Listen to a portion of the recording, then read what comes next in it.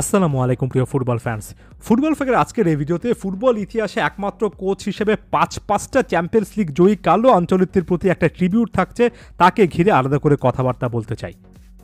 এর আগে এসি মিলানের কোচ থাকাকালীন সময়ে 2003 এবং 2007 সালে চ্যাম্পিয়ন্স লিগ ট্রফি জিতেছিলেন। রিয়াল মাদ্রিদে এর আগে 2014, 2022 আর এবার 2024 সব মিলিয়ে 5টা ট্রফি কিন্তু ডন কার্লোর হয়ে গেল। এখন পর্যন্ত কোনো কোচ কিন্তু এই কার্লো আনচেলত্তি বাদে 4টা পর্যন্ত ট্রফিও নিতে পারেননি। 3টা ট্রফি নিয়েছেন অনেক কোচ আছে, তবে কার্লো আনচেলত্তি সত্যিকার অর্থে রিয়াল মাদ্রিদের এই টার্মটাতে এসে নিজেকেও এমন একটা উচ্চতায় নিয়ে গিয়েছেন যে বছরের পর বছর ধরে কার্লো আনচেলত্তিকে আইডলাইজ করবেন, তাকে ভেবে কোচিং স্ট্র্যাটেজি দিয়ে সাজাবেন। এমন বিশ্বমানের কোচ কিন্তু আমরা দেখতেই থাকবো, কারণ কার্লো আনচেলত্তি সত্যিকার অর্থে ক্লাব ফুটবলে একটা বেঞ্চমার্ক অলরেডি সেট করে দিয়েছেন কোচিং ভিউ পয়েন্ট থেকে। একজন কোচের ট্যাকটিক্যাল মাস্টার ক্লাস সম্পর্কে যখন আলোচনা হয় তখন তার ফরমেশন, তার ট্যাকটিক্স, তার গেম প্লে, তার স্ট্র্যাটেজি কত কিছু নিয়ে আলোচনা হয়। তবে এই জিনিসটা তর্কযোগ্যভাবে সত্য যে আনচেলত্তির ব্যাপারে কিন্তু একেবারে এত ইন ডিটেলস আলোচনা চলে না, কিংবা চললেও সমসাময়িক অন্যান্য কোচের তুলনায় কার্লো আনচেলত্তি অনেক বেশি ট্যাকটিক্যাল, অনেক বেশি ফরমেশন একেবারে ইঞ্চি ইঞ্চি মেপে পজিশন সেট আপ করেন, প্লেয়ারদের ইনস্ট্রাক্ট করেন, এমন কোনো কিছু কিন্তু আমরা দেখি না। কাউকে ভালো কাউকে খারাপ বলছি না। পেপ গার্দিওলা এবং আনচেলত্তিকে পাশাপাশি রেখে দুই আইকনিক কোচকে যদি আপনি কম্পেয়ার করেন তাহলে একেবারে বৈপরীত্য দেখতে পারবেন। অনেক কিন্তু একেবারে অমিল একটা খুঁজে পাবেন। যেমন পেপ গার্দিওলা, যিনি কিনা অনেক বেশি ইন ডিটেলস, অনেক বেশি থরো একজন কোচ, যিনি গেম প্ল্যানটাকে, ট্যাকটিক্সটাকে এত বেশি কমপ্লিকেটেড দিয়ে চিন্তা করেন যে অনেক সময় ট্যাকটিক্যাল ব্রিলিয়ান্সের মাধ্যমে নিত্য নতুন অনেক কিছু আমরা দেখতে পারি, অনেক ক্রিয়েটিভ ফুটবল আমরা দেখতে পারি। আবার অনেক সময় সুপার কমপ্লিকেটেড একটা সিস্টেমে পেপ গার্দিওলা নিজেও কিন্তু আটকে যান।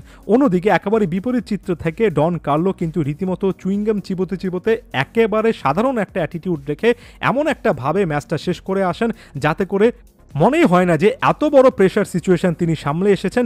যেভাবে মাথা ঠান্ডা রাখতে পারেন, যেভাবে প্লেয়ারদেরকে ম্যানেজ করতে পারেন, আমার কাছে মনে হয় না বর্তমান বিশ্বে কোনো কোচই এতটা ওয়েল কন্ট্রোলড ভাবে এই জিনিসগুলো করতে পারেন। আনচেলত্তি এত বেশি কমপ্লিকেটেড চিন্তাভাবনা না করে ব্যাপারগুলোকে সহজ রাখার চেষ্টা করেন, এবং এই জিনিসগুলো কিন্তু আমি নিজে বলছি না, মাত্র কিছুদিন আগে আনচেলত্তি নিজেই বলেছেন। তার একটা স্টেটমেন্ট দেখুন যেখানে আনচেলত্তি বলছেন, আমি কখনো এই জিনিসটা চিন্তা করি না যে কোচ সবচেয়ে গুরুত্বপূর্ণ একটা ব্যাপার হবে। আমার কাছে পৃথিবীতে দুই টাইপের কোচ আছে। এক টাইপের কোচ যারা খুব একটা বেশি কিছু করতে চায় না, আরেক টাইপের কোচ যারা অনেক কিছু করতে গিয়ে দলের একটা ক্ষতি সাধন করে। আমি প্রথমদের কাতারে পড়ি। অর্থাৎ এখানে কার্লো আনচেলত্তি ওই কোচ যারা আসলে অনেক বেশি কমপ্লিকেটেড চিন্তা করেন, তারা উল্টো ক্ষতি করে ফেলেন, এমন টাইপের একটা কথা বললেন এবং পরবর্তী স্টেটমেন্টে ব্যাপারটা ক্লিয়ার করলেন। স্ট্র্যাটেজি, ওভারঅল গেম প্ল্যান যাই হোক না কেন, একজন কোচের কাজ হচ্ছে প্লেয়ারদেরকে সেটা বুঝিয়ে দেওয়া এবং তারপর আসলে প্লেয়ারদের কোয়ালিটি, তাদের কমিটমেন্টে কথা বলে। এখানে কোচের খুব একটা বেশি করার থাকে না বলে তিনি মনে করছেন। যদি অনেক নির্দিষ্ট করে এখানে বলতে হয় তাহলে তিনি এখানে ম্যানেজমেন্ট স্কিলের কথা বলছেন।